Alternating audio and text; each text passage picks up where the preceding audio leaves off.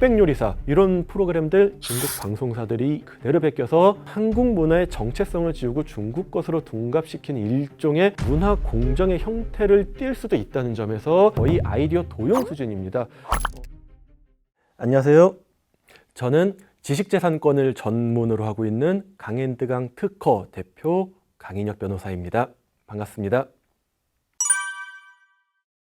사실 한국이나 중국이나 저작권법 체계의 근본적인 부분은 그냥 동일하다고 보시면 됩니다. 왜냐하면 양 국가는 모두 베른 협약이나 트리스 협정 등 국제 조약을 기본적으로 따르고 있는 데다가 저작권법이라는 제도의 발생 자체가 비슷하다 보니까 그 법의 큰 틀은 비슷할 수밖에 없어요. 물론 뭐 세세한 부분에서 조금씩 차이가 있을 수는 있지만 근본적인 부분은 아니라는 거죠. 이에 양 국가의 저작권 법만 비교해 놓고 보면은 오히려 중국이 한국보다 더욱 엄격하게 관리하는 경향이 있습니다. 예를 들어서 뭐 플랫폼의 책임을 강화하거나 행정 단속 권한이 강화되기도 하고 지식재산권 전문 법원의 설립으로 전문 재판부를 운영하기도 하고 있어요. 그래서 중국이 표절의 나라라는 부정적인 이미지를 가진 것이 그 나라의 제도, 저작권법의 차이 때문이다 라고 보기는 솔직히 좀 어렵습니다. 그럼 왜 중국이 표절의 나라라는 이미지를 갖게 됐을까요? 그 핵심은 그 법이 작동하는 환경 때문이었다고 보시는 것이 맞습니다. 대표적인 예가 바로 중국의 산자의 문화죠. 이건 중국에서 한동안 사회, 경제 전반에 아주 강하게 퍼져 있었던 현상인데요. 유명한 브랜드, 기술, 컨텐츠 같은 것들을 그냥 모방하거나 변형해서 만드는 것을 그냥 자연스럽게 여기는 풍조를 가리킬 때 사용하던 표현이에요. 쉽게 말하면 잘난 거 베껴서 만드는 것을 되게 당연하게 여기는 현상? 이런 이상한 현상이 중국에 있었던 건데 급속한 산업 성장기 동안 베껴서 빠르게 만들고 싸게 파는 것이 경쟁력이다 라고 받아들여졌기 때문이었어요. 그러다 보니 그냥 뭐든지 복제해서 시장에 뿌리는 문화가 일반적이었고 이게 국제적으로 반복 노출되면서 중국은 짝퉁의 나라 라는 이미지가 굳어진 영향이 있습니다. 여기서 하나 더 중요한 거는 집행력의 문제인데요. 뭐 다들 아시다시피 중국은 커도 너무 크죠. 그리고 인구도 너무 많죠. 그럼 뭐가 문제예요? 행정 단속이나 규제가 법의 속도를 따라가지 못하는 시기가 상당히 길었습니다. 근데 반대로 한국은 구조도 비교적으로 안정돼 있고 침해 신고부터 어떤 처분까지 이어지는 절차가 빠르게 작동을 합니다. 그래서 이런 세세한 차이가 쌓여서 결국에 법적 수준의 차이처럼 보였던 겁니다. 즉 중국의 부정적 이미지는 저작권법이 약해서가 아니라 법이 작동해야 될 문화적, 산업적 환경이 한동안 제대로 정비되지 못했던 데서 비롯된 것이라고 보면 좋겠습니다. 온라인에서 최근에 뉴스들만 봐도 재밌는 게 중국에선 넷플릭스가 서비스가 되지 않는데 중국 사람들은 오징어 게임을 볼 수 없는데 이미 중국에선 평가가 다 끝나 있었죠. 그러면서 중국은 저작권 침해국이야 라고 수많은 외국인들이 비난을 하고 있습니다. 이걸 단순히 이제 중국 사람들이 저작권 의식이 없다 라고만 보기보다는 중국 플랫폼의 구조적 특성과 유통 방식을 같이 보는 것이 왜 그런지 이해하기가 조금 더 쉽습니다. 일단 중국 온라인 생태계의 가장 큰 특징은 플랫폼의 숫자가 많아도 너무 많아요. 한국 같은 경우에는 네이버, 카카오, 유튜브 이런 대형 플랫폼들이 대부분의 생태계를 거의 장악하고 있는데 중국은 텐센트 계열, 알리바바 계열, 바이두 계열, 더우인 계열 그 밑에서 파생하는 엄청 많은 플랫폼들이 존재하죠. 그러다 보니까 기본적으로 어디 하나에서 삭제를 해도 다른 수백 개의 사이트나 앱 같은 데서 계속 복제가 진행되고 있는 구조가 이미 만들어져 있어요. 그리고 또 하나 중요한 건 뭐냐면 하향식 통제, 그러니까 탑다운이라고 하죠. 이런 통제가 중국이랑은 좀 잘 안 맞아요. 한국은 일단 저작권 침해 영상이 뜨면 플랫폼에 대한 통지, 삭제, 재업로드 차단 이 흐름이 비교적 빠르게 딱 움직이는데 중국은 플랫폼마다 규칙도 다르고 정부가 관리하는 심의 체계도 복잡하고 지역마다 또 감독의 강도가 달라서 어떤 통일된 방식으로 불법 콘텐츠를 차단하는 게 현실적으로 어렵습니다. 거기다 더해서 중국 특유의 그 초고속 유통 생태계가 있습니다. 한국에서 콘텐츠가 방영되면 아무리 늦어도 8시간 안에 중국 내에서 불법 번역자 커뮤니티에 자막이 딱 올라오고 이 올라온 자막은 수십 개의 스트리밍 사이트가 파일을 받아서 동시에 딱 배포를 해버립니다. 이걸 또 수천 명의 개인 업로더들이 짧은 클립으로 또 자르고 잘라서 더우인, 콰이쇼 같은 쇼폰 플랫폼에 쫙 뿌리는 거예요. 아무리 봐도 삭제보다 업로드가 더 빠르다. 그런 구조다. 라는 얘기를 드리는 겁니다. 자, 그럼 이거 왜 할까요? 돈이 되기 때문이에요. 그러니까 결국에 플랫폼의 광고 수익 모델도 원인이 되는 겁니다. 불법 스트리밍 사이트들은 한국 드라마가 올라오면 방문자가 폭증하고 배너 광고, 도박 광고가 붙으면서 돈이 되기 때문에 삭제되면 만들고 또 만들고 이렇게 무한 복제되는 구조가 생기는 겁니다. 정리해드리자면 중국에서 불법 스트리밍이 막히지 않는 이유는 일단 플랫폼이 너무 많고 어떤 감독 체계도 통일되어 있지 않고 컨텐츠의 유통 속도가 너무 빠르고 거기다가 돈, 광고 수익 구조까지 얽혀 있기 때문입니다. 그래서 한국 컨텐츠 제작사들이 중국 내 불법 유통을 완전히 차단하는 것은 현실적으로 매우 어려운 상황이라는 겁니다. 중국은 기본적으로 인구수가 어마어마하니까 뭘 하나 뜨더라도 몇 천만 뷰 기본이죠. 그러니 중국에서는 벌어들일 수 있는 수익의 규모가 차원이 달라요. 그러니까 돈을 벌려고 계속 베끼는 거예요. 최근 이슈가 됐던 잘자요 아가씨 사례 한번 얘기를 드려볼게요. 중국의 틱톡 같은 이런 쇼폼 플랫폼은 누가 원작자냐보다 누가 먼저 올렸냐가 사실 원래 더 중요합니다. 이런 알고리즘은 말이죠, 원작자를 찾아주지 않아요. 먼저 올려서 화제가 된 사람에게 조회수와 트래픽을 딱 몰아줍니다. 중국 시장에서 이 트래픽은 곧바로 광고 수익, 물건 판매로 연결되는 그냥 현금이라고 보시면 돼요. 근데 한국 콘텐츠를 가져다가 올려버리면은 일단 기획 단계에서 고민할 필요가 없죠. 왜요? 한국에서 이미 검증된 노래나 춤, 예능 포맷 같은 걸 그냥 가져와 버리면 되니까 그냥 거의 기획 비용이 0원인 셈이에요. 심지어 실패할 확률도 굉장히 낮죠. 거기다가 기술적인 감시망을 교묘하게 피하기도 하는데요. 예를 들어 유튜브 같은 플랫폼은 컨텐츠 아이디라는 기술로 저작권 침해를 자동으로 잡아내긴 합니다. 근데 중국의 침해 방식은 원본을 절대 그대로 올리는 게 아니라 교묘하게 변형하는 현지화 전략을 쓰죠. 예를 들어 한국 노래 가사를 중국어로 바꾸고 중국 가수가 다시 부르면 기계는 이거를 다른 노래로 인식을 해버리는 거예요. 다나카가 잘자요 아가씨라는 것을 만들었을 때 저작권은 발생을 했겠죠. 중국에서 누군가가 이 노래를 중국어로 노래를 불러가지고 새로 한 다음에 중국 저작권협회에 등록을 해버렸어요. 이걸 이제 플랫폼 같은 데다가 이제 올려버린 거예요. 이 중국에서 등록받은 저작권 등록증이라는 공식력 있는 문서의 효력을 플랫폼이 인정을 해버린 거고, 플랫폼 입장에서는 얘네가 권리자네? 이렇게 돼버린 거예요. 플랫폼에서 그냥 이쪽을 인정을 해버린 거예요. 거기다가 중국의 저작권 등록 시스템에는 큰 허점이 있습니다. 누군가가 저작권 등록을 신청하면은 당국에서는 이 사람이 진짜 원작자인가? 저작자인가? 이거를 따지는 게 아니라 그냥 양식만 맞으면 네가 저작권자라고 등록증을 내줘버려요. 자, 그러니까 한국 노래나 캐릭터를 자기 이름으로 먼저 중국에 등록을 해버리고 이 등록을 유튜브, 인스타 같은 플랫폼이나 쇼폼 플랫폼에도 제출해버려서 이거 원래 우리 거야 라고 해버리는 거죠. 그리고 저작권 수익 한참 받다가 나중에 진짜 원작자 나타나면은 너 내 허락 없이 썼으니까 돈 내 라고 적반하장으로 나오기도 하는 거죠. 이상하게 주객이 전도되는 상황이 벌어져 버린 거죠. 납득하기 힘든 그런 사건이 실제 발생을 했던 겁니다. 결국엔 남의 것 가져와서 막대한 돈을 벌 수 있고 걸려도 처벌받는 것보다는 버는 돈이 훨씬 많은 거죠. 이 논리가 깨지지 않는 이상 이런 일은 계속 반복될 수밖에 없겠습니다.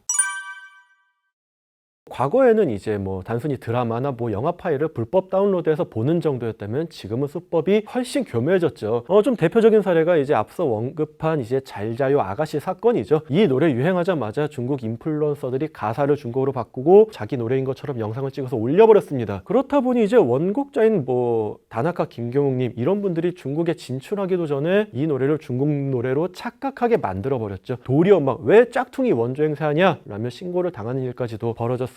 근데 이게 끝이 아니라 방송 예능 프로그램에서는 더 심각했는데요. 거의 아이디어 도용 수준입니다. 국내뿐만 아니라 해외에서도 프로그램의 포맷에 대한 저작권은 일반적으로 인정을 해주는 편이에요. 특히 국내에서는 SBS 짝 사건에서 법원이 방송 예능 프로그램의 구조에 대한 저작권을 인정한 사실도 있습니다. 그런데 국내에서 유명한 SBS의 미운우리 새끼, TVN의 윤식당, 엠넷의 프로듀스 101이나 심지어 최근에 넷플릭스에서 큰 히트를 쳤던 흑백요리사 이런 프로그램들 다들 아시죠? 중국 방송사들이 이 프로그램 포맷을 그대로 베껴서 방송 만들었었습니다. 스튜디오 세트 디자인, 자막 스타일, 출연진 구성 이런 것까지 거의 복사하듯 만들었는데 중국 측에서는 우리는 분위기만 참고했을 뿐 표절이 아니다 라고 우기고 있었죠. 이에 일부 프로그램들은 중국 내부에서 중국인들조차 야 이건 좀 너무한 거 아니야? 라는 반응이 나올 정도기도 했습니다. 근데 여기서 한국과 중국의 저작권에 대한 약간의 인식 차이가 발생을 하게 됩니다. 자, 한국은 말씀드렸듯이 방송 포맷의 저작권을 인정해주는 편이에요. 근데 중국은 그거를 아이디어로 봐서 아주 똑같은 정도가 아니라면은 보호를 잘 안 해주는 편이라는 거예요. 이건 양국의 저작권법에 대한 현실 반영의 차이에서 발생하는 문제인데, 사실 우리나라도 경제 성장기에 저작권법이라는 건 있었지만 저작권 보호라는 개념 자체가 전무한 상황이었죠. 사실 음악에 대한 불법 다운로드, 아니면 뭐 영화, 아니면 뭐 기타 여러 가지 뭐 어떤 컨텐츠를 베낀다든지, 뭐 구체적인 어떤 프로그램 이름을 말씀드리긴 좀 그렇습니다만, 우리나라에서 핫했던 어떤 예능 같은 것들이 일본의 컨텐츠나 그 플랫폼을 그대로 베껴온 것들도 많았다. 그런 과도기를 거쳐가지고 이제는 저작권 보호의 필요성을 느끼고 저작권 강국으로 이제 나아가고 있는 것 같은데, 중국이 딱 그런 경우라고 보시면 됩니다. 약간 몇 년 전에 우리나라, 최근 중국 역시 이런 무분별한 모방을 자제해야 하는 거 아니냐라는 분위기가 있는 것은 맞습니다. 여하튼 이처럼 지금 피해 사례들은 단순히 컨텐츠를 훔치는 것을 넘어서 약간 한국 문화의 정체성을 지우고 중국 것으로 둔갑시키는 일종의 문화 공정의 형태를 띌 수도 있다는 점에서 저작권자분들께서는 조금 더 적극적으로 대응하셔야 될 필요가 있다고 생각을 합니다. 한국의 창작물이 중국에서 무단으로 사용되거나 번안되었을 때 이걸 내가 어디서 싸워야 되지? 한국 법원에 소송하면 효력이 있나? 이런 종류의 궁금증을 갖고 계신 분들이 많고, 실제 문의를 주신 분들도 계세요. 결론부터 말씀드릴게요. 안타깝게도 침해가 발생한 곳인 중국 법원에 소송을 제기해야 됩니다. 그리고 당연히 중국 법을 적용받습니다. 국제 저작권 분쟁은 구조가 아주 명확합니다. 침해가 발생한 국가에서 권리가 보호된다는 원칙이에요. 그러니까 중국에서 침해가 일어났다면 중국 법원에서 중국 저작권법에 따라 판단합니다. 한국 작품이라고 한국 법을 적용하는 건 아니에요. 한국에서 소송을 할 수 있느냐라고 물으시면 가능히 하겠죠. 근데 국내 사법 시스템으로 중국의 회사나 개인에게 강제로 집행할 수는 없거든요. 그러니까 이겨도 실질적인 의미가 없겠죠. 근데 여기서 이제 아주 본질적인 의문이 발생할 수 있죠. 중국이 과거에 한 짓을 봤을 때 중국 법원은 또 중국 편 드는 거 아니야? 라는 의문이에요. 최근 중국이 변해가는 모습이 보이긴 합니다. 중국은 오래전부터 짝퉁 국가라는 이미지가 있었죠. 근데 최근 한 10년 중국 정부와 플랫폼의 인식은 상당히 빠르게 변화하고 있습니다. 왜냐하면 중국의 입장에서 저작권은 이제 단순 규제가 아니라 국가의 전략 사업이거든요. 지식재산권 보호를 국가 경쟁력의 핵심 축으로 선언을 했습니다. 본인들이 창작물을 보호해야 하는 위치에까지 성장을 했기 때문에 저작권을 경제 성장의 필수 요소로 보고 있다는 것이에요. 플랫폼도 마찬가지입니다. 더우인이나 비리비리, 큐큐뮤직 같은 대형 플랫폼들은 저작권 필터링 시스템을 직접 개발하고 있고, 저작권 비정상 업로드에 대해서 계정 영구 정지를 한다든지, 광고를 제거한다든지, 뭐 공개적으로 블랙리스트를 올린다든지, 이런 강한 제재도 시행하고 있습니다. 심지어 한동안 중국 편만 들던 중국 법원들이 이제는 제법 합리적인 판결을 선고하고 있는 것을 심심치 않게 볼 수 있습니다.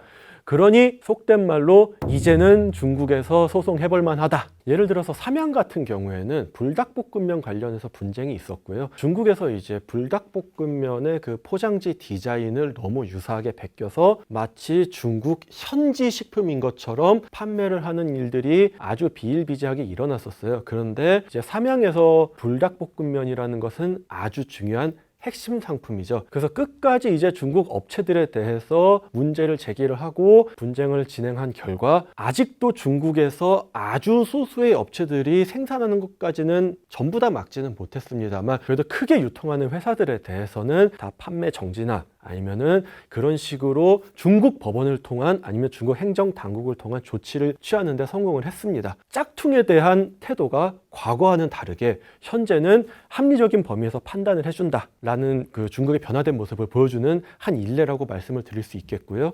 그래서 우리 창작자들이 마냥 기다리기보다는 적극적으로 신고하고 압박해야 하는 이유가 여기에 있습니다.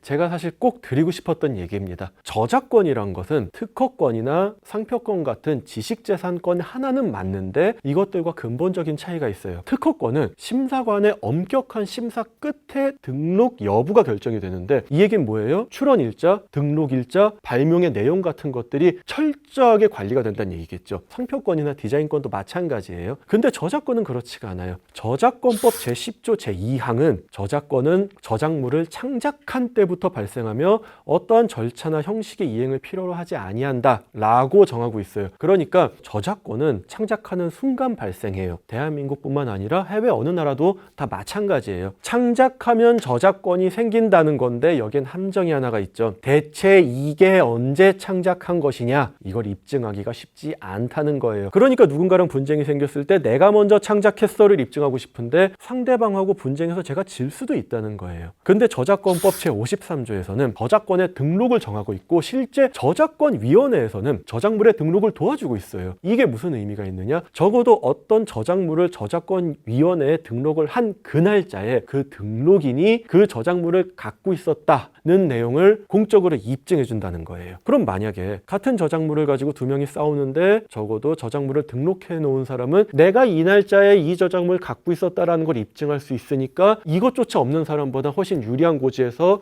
분쟁을 이끌어갈 수 있겠죠. 그래서 이 제도가 반드시 필요한데 이 제도를 모르시는 분들이 너무 많아요. 그래서 꼭 아셨으면 좋겠습니다. 그런데 이 제도는 국내에 있는 것뿐만 아니라 외국에도 있어요. 그러니 중요한 건 뭐예요? 무조건 먼저 등록하세요. 내 컨텐츠가 조금이라도 반응이 온다 싶으면 한국뿐만 아니라 뭐 중국에 이렇게 저작권을 등록을 하셔야 돼요. 비용이 좀 들더라도 이게 가장 확실한 보험입니다. 중국 법원이나 플랫폼은 한국 저작권 등록증보다 중국 정부가 찍어둔 도장을 훨씬 신뢰합니다. 브로커한테 뺏기고 나서 되찾으려면 소송 비용이 수십 수백 배는 더 들어가요. 저작권 등록은 필수는 아닙니다. 그런데 해외 플랫폼과의 분쟁에서는 등록이 아주 강력한 무기가 됩니다. 그리고 증거는 치밀하게 남기시라는 거예요. 내 창작물을 중국 사이트에서 발견하면 화부터 내지 마시고 체증부터 하셔야 됩니다. 게시물 주소, 뭐 올린 사람의 아이디나 뭐 조회수나 뭐 날짜, 시간 이런 것들이 나오게 화면을 캡처하거나 동영상으로 녹화를 해두시는 겁니다. 그리고 또 말씀드릴 세 번째는 포기하지 말고 끝까지 괴롭히세요. 많은 분들이 아직도 이 생각하세요. 중국에서 했는데 뭐 어차피 안 되겠지. 포기하시는 분들 많으세요. 그런데 침해자들은 그 점 노리고 있습니다. 플랫폼 신고 버튼을 계속 누르고 저작권위원회에 도움을 받아서 경고장을 보내세요. 아까 말씀드렸던 잘자요 아가씨 사건 이후처럼 한국저작권협회, 음악저작권협회 등이 필요하면 우리가 대응하겠다는 의사를 밝힌 이유가 바로 여기에 있어요. 국내 단체들은 해외 기관과 MOU를 맺고 있어서 직접 연락하기 어려운 중국 기관과의 소통을 돕습니다. 중국어로 된 복잡한 신청서를 작성하는 법부터 어떤 서류가 필요한지까지도 알려줍니다. 최근 잘자요 아가씨 사건 때 한국음악저작권협회가 도움을 주겠다고 나선 것처럼 혼자 고민하지 마시고 이런 협회, 정부기관의 문을 먼저 두드리시는 게 가장 빠르고 현실적인 해결책입니다. 그래서 말씀드린 것 중에 가장 중요한 건 뭘까요? 일단 등록하시라는 거예요. 이를 통해서 공적인 보호를 받으면서 권리를 지키는 것이 바로 저작권 보호의 시작입니다.